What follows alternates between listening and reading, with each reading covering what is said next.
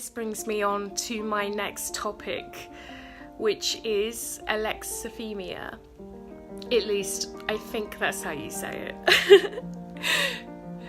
I think that Alexithymia is something that a lot of autistic people might have an experience with. I know I certainly do. In simple terms, alexithymia means that you struggle to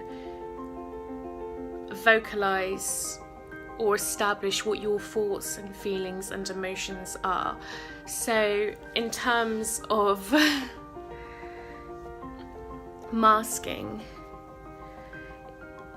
I believe that autistic people fall back on their innate specialist interests and passions because, not just because it's the way that they communicate and it's the way that we can feel safe and help the people around us in our eyes, but it's also because with our alexithymia, it's really very difficult, if you do have alexithymia, to establish your thoughts and your emotions, and that means communicating is so hard. Like just not being able to answer the question, are you okay? You've got so much going on in your head that you have no idea where to even start. You can feel the sensations of all of these powerful emotions, but you don't know how to describe it. You don't know what those emotions are. And that can mean that as a way to feel safe and in control again, you do fall back on your specialist interests, or rather, I'm just going to call them passions because it's not a negative thing at all. But you fall back on those passions, on whatever those passions are. And it can be, and I've noticed that it can be directly after like a really powerful discussion or like a very powerful question, something that brings up a lot of emotions. And I believe that straight after that, people with alexithymia, rather, or who have alexithymia, the only way they can cope with it, this not knowing and not understanding themselves, is to immerse themselves in understanding and things that they know about, which means that they fall straight back onto their passions. And whether this is like going on the computer and playing games for hours on end, whether this is immersing yourself in a book, or just looking at your collection of rocks, or your collection of, I don't know, it can be anything. Collection of stamps. It doesn't matter what it is. It's the passion that is so understood within your brain that that's the one area that you feel safe and you controlled. And we get judged a lot for falling back onto these passions. And it can also make us seem like we are selfish or lazy or careless, rather, because people in the neurotypical community often expect everyone to react in the same way to a powerful conversation. For instance, a death of a loved one, or someone becoming really ill or having an accident, or just powerful conversations. People expect everyone to react in the same way.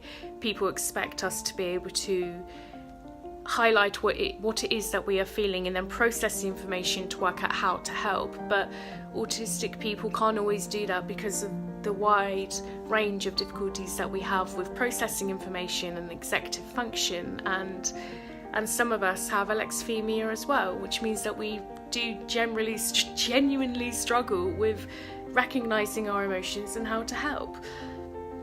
So when these things happen, we get judged so much for the need to escape, for the need to make ourselves feel better and trying to learn what it is that we can do to help. And we do that by falling back on our passions.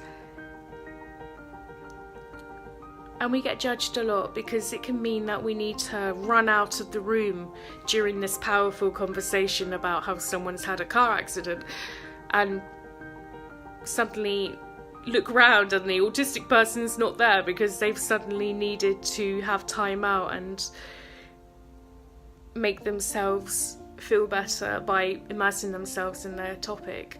And there's nothing wrong with that, but we get judged as if there is.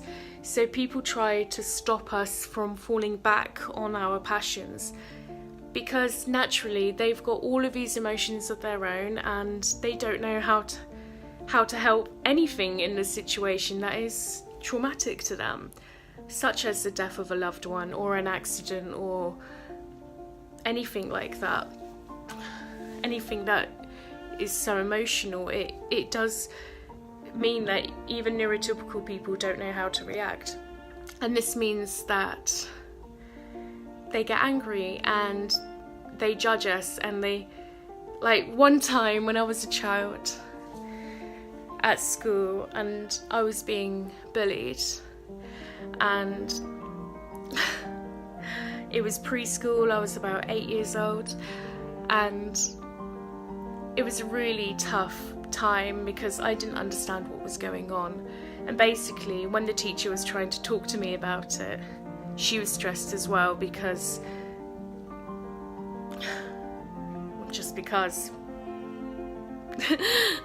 and I basically ran away in order to make myself feel safe again, and she got really frustrated with me.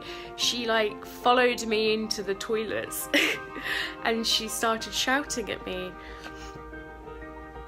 "What are you doing? How are we supposed to help you? If you just run away, how are you supposed to help yourself? You're not making anything better by hiding. Now get back into the classroom." And loads of other stuff that was just, I can't remember most of it now, but it was really harmful because it made me feel like I did a really wrong thing, and all I did was try to escape that fear and that emotion within me. All I wanted to do was read my book to make myself feel better again, to try and understand what was happening. But I was dragged back into the classroom where I couldn't understand anything, where the bullies were still there, the trauma was still there, and I couldn't cope, and I ended up having a meltdown. It was round about that time that I learned that I couldn't fall back on my passions in the way that I usually would do. It was then that I learned I had to mask the fact that I didn't understand what was going on, that I couldn't always access my emotions and process information. So it was at that point that I stopped hiding and I started hugging people, even though I really didn't want to, and it made my skin burn and it just made all of my abilities crumble away. It was then that I started hugging people to try and make them feel better. It was then that I started copying their emotions and their actions, even though I had no idea what any of it meant.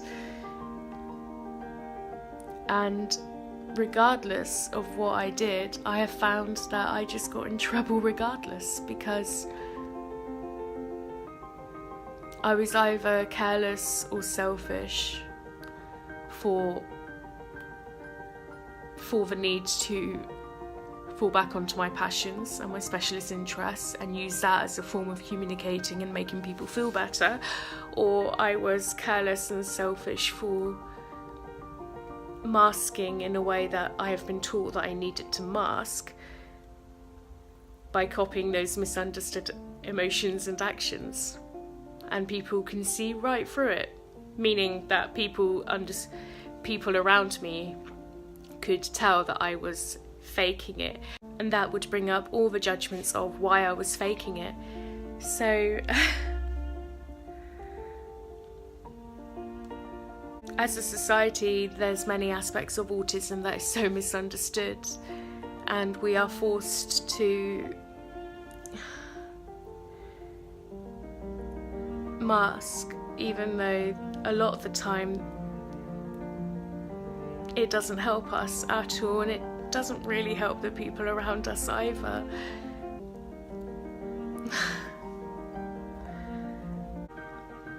And it doesn't help the people around us either. The truth is that the neurotypical world doesn't work for us as an autistic person. Our autism is what works for us, and we need to do things in the way that works for us. There's a reason why we don't make eye contact. There's a reason why we behave in certain ways. And there's a reason behind every action or thing that we say. Just like with any other human being. We just need to be understood. Our efforts just need to be understood in order to work out that actually we are doing the best we can, and a lot of these misconceptions that people have about us aren't entirely true. It's all about learning about these hidden hardships and the hidden quirks and the hidden gifts of the autistic spectrum, and using that information to empower rather than change us. Anyway, I hope I've made some sense, and I'll see you on my next upload. Goodbye!